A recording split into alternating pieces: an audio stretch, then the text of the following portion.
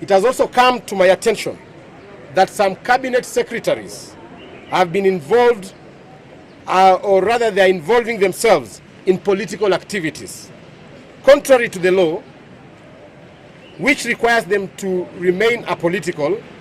Honorable Moses Kuria, the Cabinet Secretary for Public Service, Gender and Affirmative Action, your primary responsibility is to serve the people within your docket.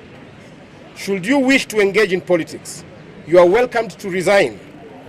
Similarly, Honorable Kipchumba Murkomen, Cabinet Secretary for Roads and Transport, your focus should be on addressing the pressing issues in your ministry, particularly the repair of roads damaged by the recent floods.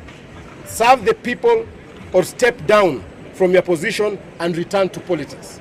So we want to ask the cabinet secretaries who involved themselves in political activities over the weekend that the UDA party will not tolerate such character in our administration. Our president is keen to implement his manifesto. We are lagging behind because of civil servants and public officers who have derailed the vision of our administration and engaged in politics.